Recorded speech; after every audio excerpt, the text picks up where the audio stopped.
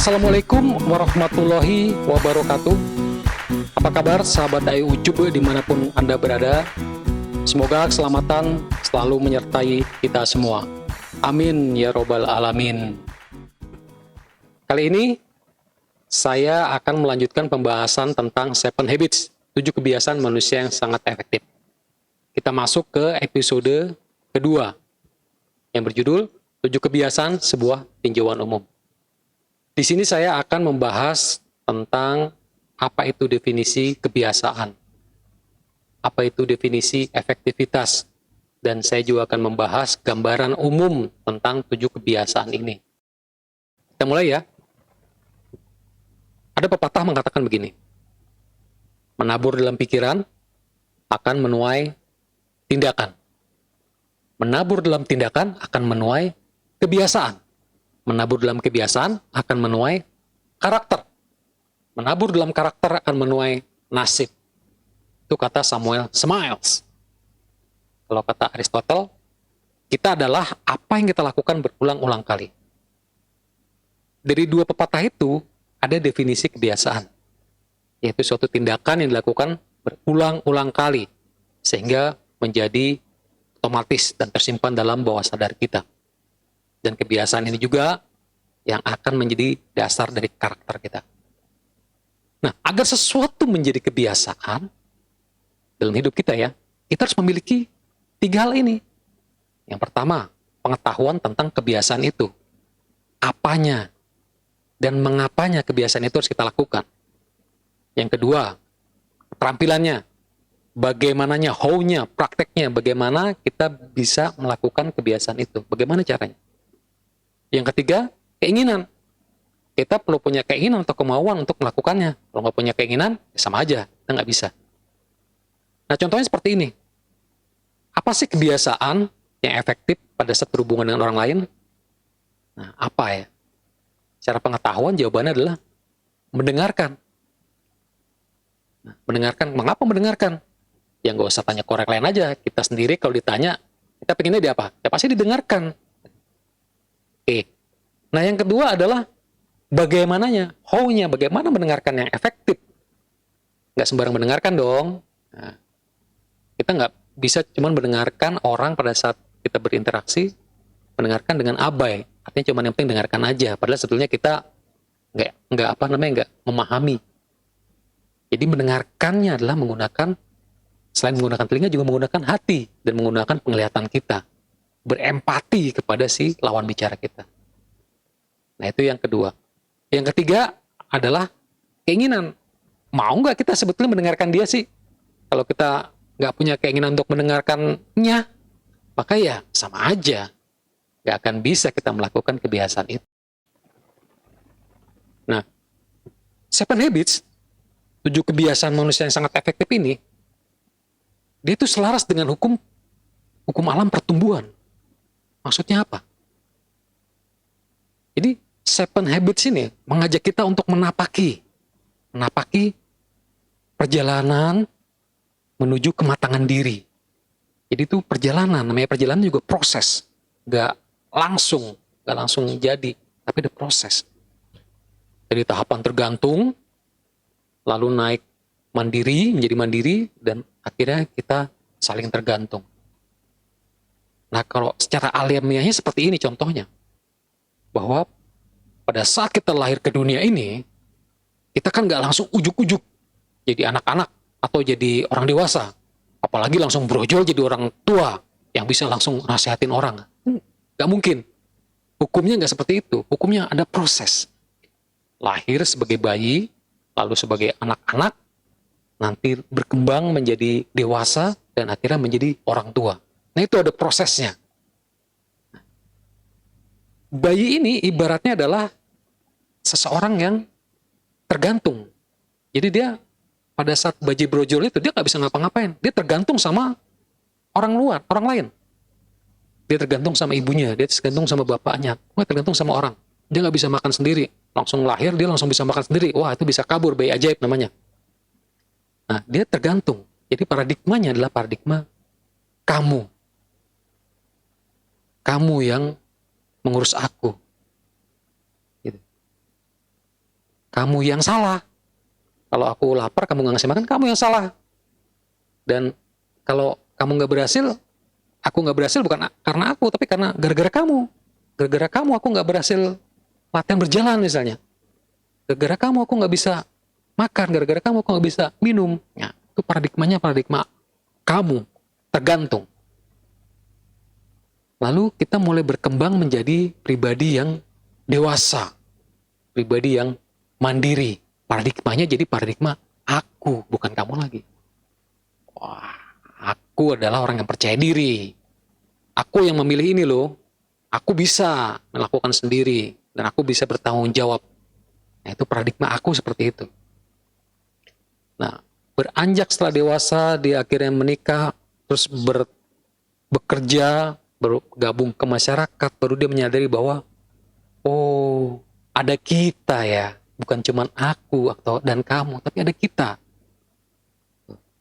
Itulah paradigma kesaling tergantungan, paradigma kita.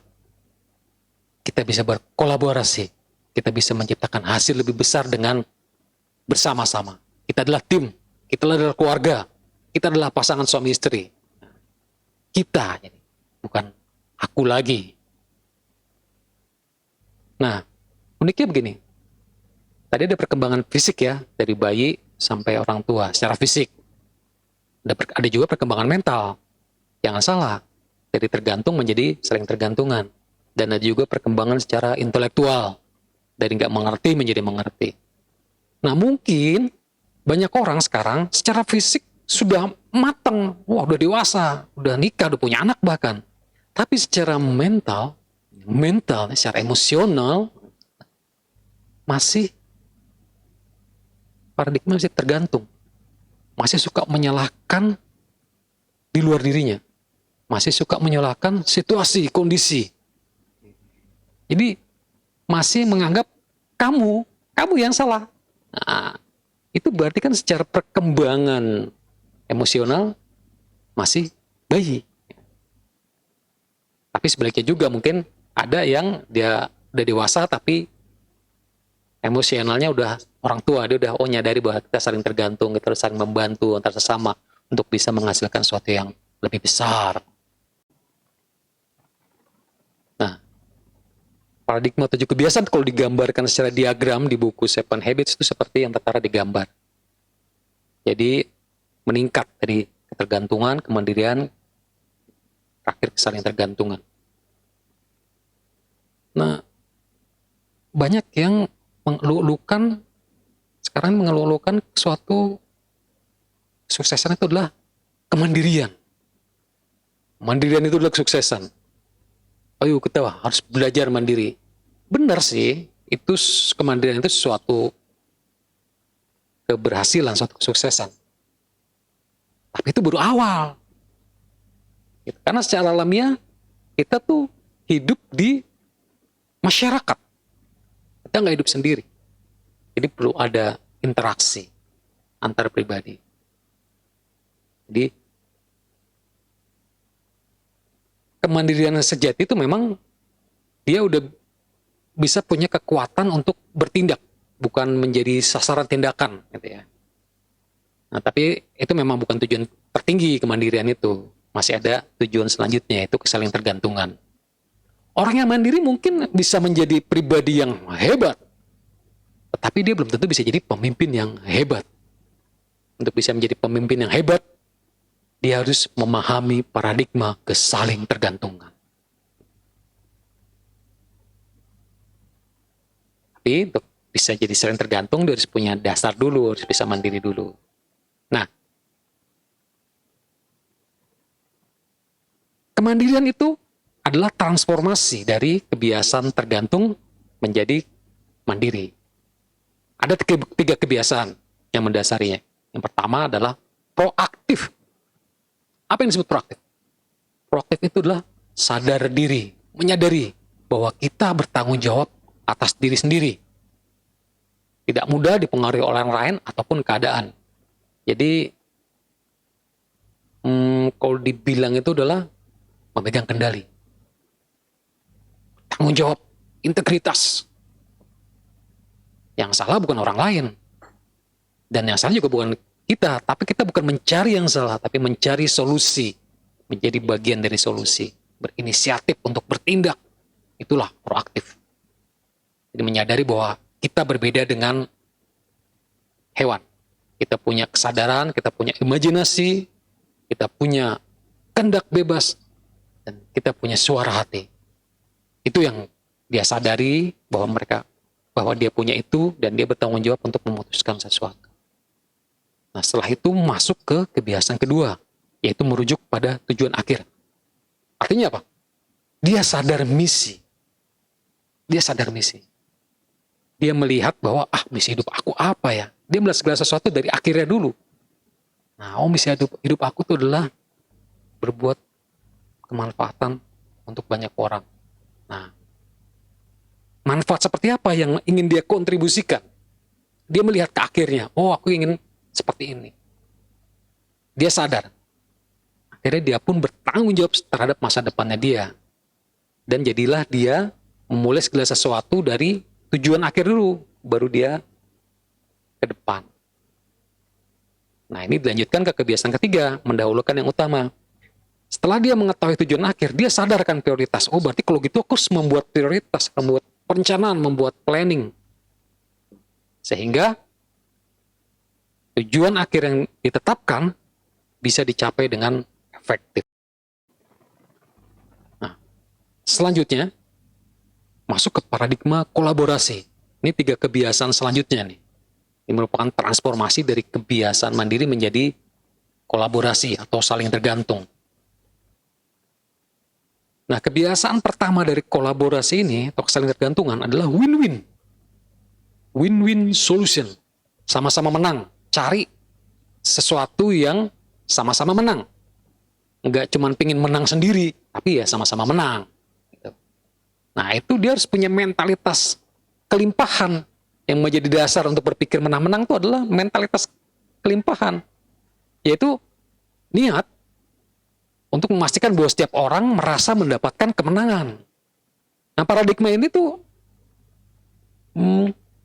melihat sudut pandang dari ada loh banyak di luar sana sumber daya yang cukup dibagi untuk semua orang. Jadi sebetulnya ada sesuatu yang bisa kita bagi. Nah, kalau biasanya kan kalau maunya menang sendiri, dia paradigmanya adalah kekurangan. Orang cuma adanya ini kok, kamu nggak bisa dapat, aku harusnya dapat. Nah, tapi kalau paradigmanya adalah kelimpahan, pasti dia bisa menemukan berimajinasi, menggunakan imajinasinya untuk mencari solusi sama-sama menang. Ya, atau tidak sama sekali. Gitu. Yang penting sama-sama menang. Dan selanjutnya, masuk ke kebiasaan yang kelima, dalam hal ini kedua di paradigma kolaborasi, yaitu berusaha mengerti terlebih dahulu, baru dimengerti. Jadi berempati dulu, baru kita bisa dipahami. Nah, di sini mendengarkan menjadi kunci untuk bisa memahami orang lain terlebih dahulu, sebelum kemudian orang lain memahami kita.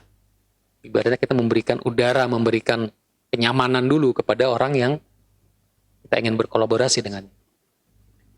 Nah, kebiasaan selanjutnya, yang keenam, yaitu bersinergi.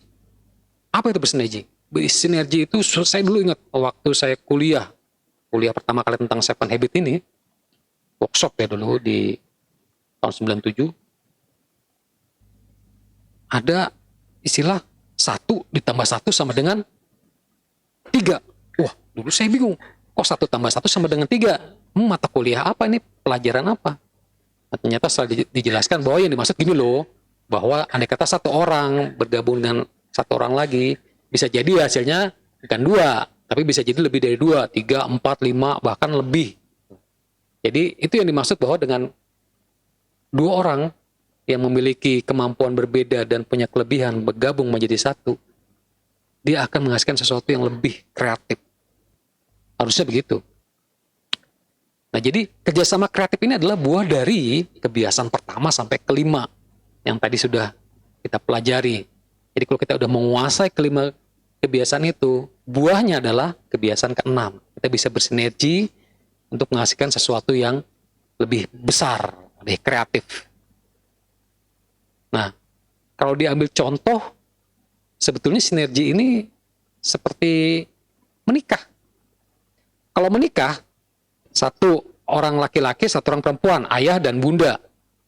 Mereka menikah menjadi satu dan bisa menghasilkan 1, 2, 3, 4, 5, bahkan banyak keturunan. Yang dari keturunan itu bisa menghasilkan lagi, nanti setelah mereka menikah, punya anak lagi, punya cucu, cicit. Nah, itu yang disebut sinergi. Nah, hukum alam itu seperti itu. Jadi kita perlu selaras dengan hukum alam, belajar dari hukum alam. Contohnya lagi, sapu lidi. Ibaratnya kalau kita mau nyapu pakai satu lembar ya. Satu lembar sapu lidi untuk nyapu sesuatu yang besar, itu nggak bisa. Nggak kuat. Tapi kalau kita menggabungkan beberapa lidi, dijadikan satu menjadi sapu lidi, kita bisa dengan mudah menyingkirkan sampah yang besar. Dan itulah contohnya kolaborasi. Jadi, bersama, berjamaah, itu bisa lebih menghasilkan sesuatu yang bermanfaat sebesar-besarnya. Nah, kebiasaan yang terakhir adalah kebiasaan pembaruan. Mengasah gergaji. Kalau kita sedang memotong pohon, kayak gergaji, rogorok gitu ya, kita gergaji terus, pasti gergaji akan tumpul. Ada saatnya harus jeda. Mengasah gergaji biar tajam kembali. Nah, itulah yang dimaksud pembaruan. Wah, kita porsir terus, kita bekerja, tapi kita tidak memperhatikan diri kita. Kita tidak memperdalam lagi pengetahuan-pengetahuan baru. Bisa jadi kita ketinggalan zaman. Kita tidak berolahraga, kita tidak mempedulikan kesehatan, kita tidak mempedulikan kesehatan batin juga, tidak beribadah. Nah, itu nggak seimbang. Makanya dibutuhkan pembaruan. Agar yang 6 kebiasaan tadi kita bisa jalankan secara maksimal, secara optimal. Nah, belajar terus. Jadi orang yang sukses berkepanjangan ini adalah yang tekun mengasah diri. Dia mengasah, mematangkan diri dalam 4 dimensi. Dimensi pertama, dimensi fisik. Yaitu apa? Olahraga, makan yang sehat, ya kan, merawat diri.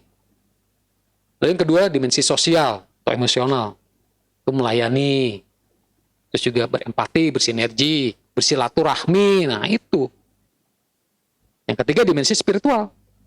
Beribadah, sholat, zakat, puasa, haji, bermeditasi, merenung. Nah, itu dimensi spiritual. Harus dijalankan juga biar seimbang. Nah, yang terakhir dimensi mental. Apa itu dimensi mental? Nah, membaca, nonton film, ya kan? Bervisualisasi, berimajinasi, membuat suatu perencanaan, menulis. Nah, itu termasuk dimensi mental. Itu juga harus. Nah, lalu apa sih yang dimaksud dengan efektivitas? Nah, ini menarik nih definisinya nih. Saya nggak akan kasih definisinya, tapi saya akan kasih cerita. Kisah angsa dan telur emas. Bagaimana ceritanya? Begini ceritanya. Jadi ini sebuah fable menceritakan tentang seorang petani miskin, tapi dia punya angsa. Nah, suatu saat dia berkunjung nih ke kandang angsanya. Dia melihat dari kejauhan ada cahaya. Cahaya apa ini? Wah, dia datang kan. Pada saat dia lihat ada sebuah telur yang berkilau. Apa ini ya? Dia bawa ke rumah dan dia cek. Wah, ternyata telur emas. Surprise dia. Waduh, telur emas dari mana? Siapa yang naruh nih? Dia belum berpikir bahwa telur emas itu dihasilkan oleh si angsa tadi. Sampai akhirnya setiap hari dia berkunjung ke kandang dan telur itu ada terus. Jadi bertambah. Setiap hari bertambah satu butir. Dan akhirnya dia menjadi orang yang kaya raya. Nah, sifat manusiawinya keluar. Sifat keserakahannya, ketamakannya keluar. Waduh, kayaknya enak juga nih. Kalau saya langsung dapat banyak. Kalau dapat satu-satu kan lama. Setiap hari dapat satu. Akhirnya dia datang ke kandang si angsa. Angsanya disembelih. Perutnya dibeli gitu ya. Dengan harapan akan dapat telur yang banyak. Tapi ternyata kosong. Tidak ada telur-telur emas itu. Akhirnya angsanya mati. Dan hari-hari selanjutnya dia nggak bisa mendapatkan telur emas lagi. Nah, Dari cerita ini menarik ini, ada dalam fabel ini terlihat suatu hukum alam, suatu prinsip keselarasan, definisi dasar dari efektivitas, yaitu keseimbangan antara produksi dan kemampuan produksi. Produksi itu maksudnya hasil, si telur emas itu adalah produksinya, hasilnya. Kemampuan produksi itu adalah si angsanya, asetnya, sesuatu yang menghasilkan telur emas. Jadi, dengan kita berfokus pada telur emasnya, artinya kita pengen mendapatkan sebanyak-banyaknya telur emas, akhirnya kita membuat yang menghasilkan telur emas itu menjadi rusak, menjadi tidak berfungsi lagi, itu nggak seimbang. Begitu juga sebaliknya.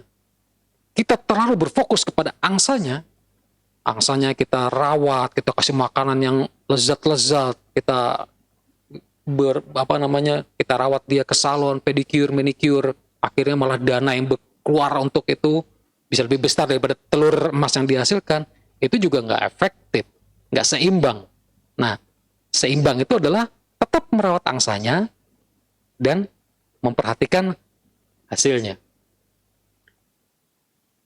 Ada 3 jenis aset. Aset itu maksudnya tadi si angsa, kemampuan produksi. Yang pertama aset fisik. Contohnya apa? Kalau diumpamakan tadi ya, contohnya mobil, laptop, terus tubuh kita ini. Ini ya aset nih. Kemampuan produksi harus kita jaga, kita rawat. Jangan kita kita maksimalkan gitu, dipaksa untuk bekerja terus. Harus ada istirahatnya. Nah, yang kedua adalah aset keuangan. Jadi aset keuangan itu adalah pekerjaan kita, kapasitas kita untuk memperoleh penghasilan, apakah itu bisnis ataupun kerja. Itu juga harus dilakukan. Itu. Nah, yang ketiga adalah manusia. Manusia itu apa? Network. Jadi hubungan kita dengan orang lain, hubungan kita dengan keluarga, dengan anak, dengan istri, dengan partner kerja, dengan tetangga, ya, dengan anggota tim. Nah, itu adalah aset yang harus dijaga. Karena kalau itu nggak dijaga, ya kita nggak akan bisa menghasilkan telur emas yang bagus, yang banyak. Nah, jadi fokus yang berlebihan kepada salah satu hal itu nggak baik juga. Contoh tadi, fokus hanya kepada produksi aja tanpa memperhatikan fisik. Nah, itu bisa rusak fisik kita. Mesin akan rusak, hubungan juga akan buruk tadi kan. Kalau secara hubungan, secara keuangan juga akan bagus. Nah, di sini ada contoh juga. Orang yang terlalu memperdulikan KP, kemampuan produksi, terlalu memperhatikan fisik. Yang dilakukan adalah dia setiap hari lari.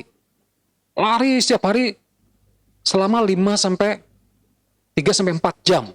Dia berlari setiap hari.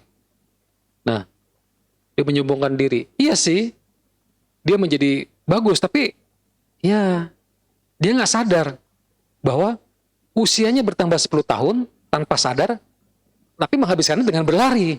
Nah, karena setiap hari larinya 9 sampai 4 jam, terlalu gitu, terlalu berlebihan.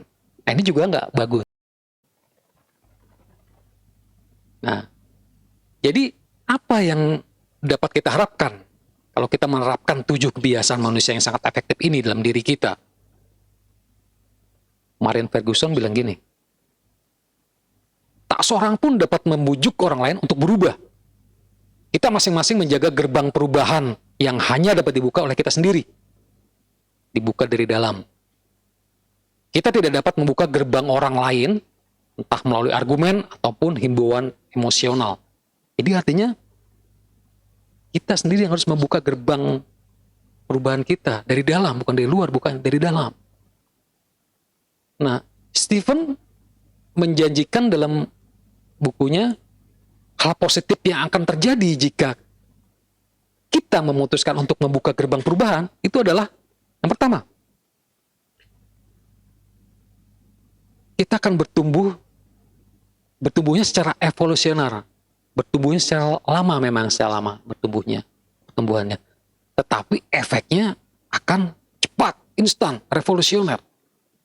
Maksudnya gimana?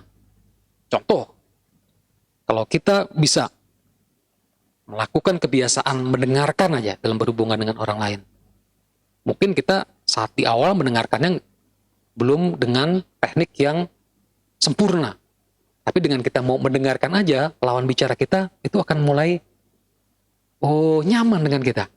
Dan efeknya saat itu juga dia serta-merta juga mungkin akan dekat dengan kita, dengan merasa dekat. Efeknya cepat kan? Tapi memang pertumbuhan kita bisa belajar mendengarkan itu nggak sebentar. Terus bertumbuh sesuai dengan perjalanan waktu.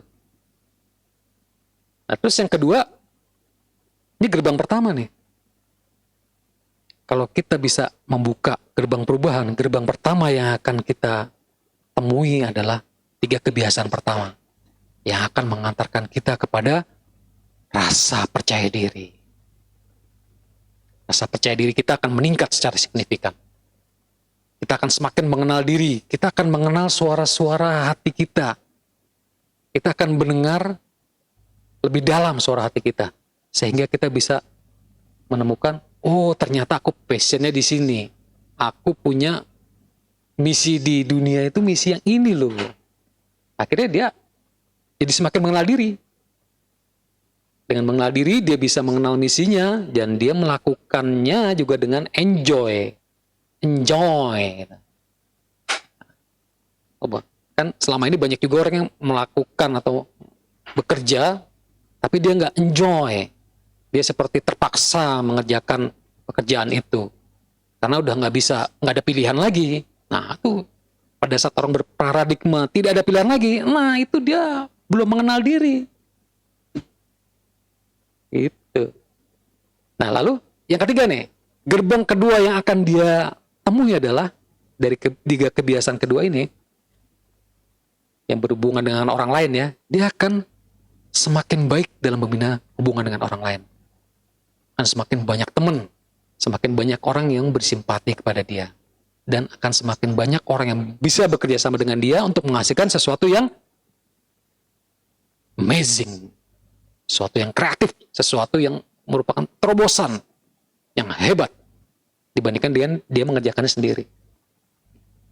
Nah, lalu yang keempat, gerbang kebiasaan ketujuh ini, dia akan semakin terampil, dia akan semakin seimbang kehidupannya, dia akan semakin hebat melakukan 6 kebiasaan tadi, semakin terampil, semakin matang, dan dia akan membuat dia semakin benar-benar mandiri dan mampu berhubungan dengan orang lain.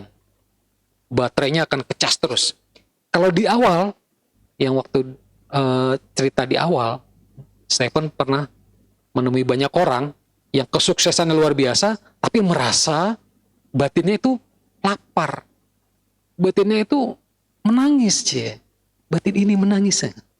Nah, dengan kebiasaan ketujuh ini, hal itu menjadi hilang. Karena dia nggak sempat menangis, karena dia selalu memperbaharui dirinya dia. Dia beribadah kepada Tuhan, dia berolahraga, makan makanan yang seimbang. Pokoknya lebih seimbang deh. Jadi nggak lapar lagi secara batin. Nah, Thomas Paine pernah mengatakan begini, apa yang kita peroleh terlalu mudah, pasti kurang kita hargai. Hanya harga yang mahal lah yang memberi nilai kepada segalanya. Tuhan tahu bagaimana memasang harga yang tepat untuk barang-barangnya. Nah, mungkin demikian episode kali ini yang bisa saya bagikan. Dan nanti kita akan lanjut kepada episode selanjutnya, episode ketiga. Baik, bagi Anda yang mau tahu lebih dalam tentang pengembangan diri, Anda bisa stay tune di Instagram saya, ayaucube pakai B ya, atau ke web saya www.ayaucube.com, atau ke YouTube ayaucube pakai B, ingat pakai B bukan pakai P. Nah, atau ke podcast yang jika ingin mendengarkan aja, yaitu ke Anchor atau Spotify. Oke ya, terima kasih atas perhatiannya, semoga bermanfaat. Wassalamualaikum warahmatullahi wabarakatuh.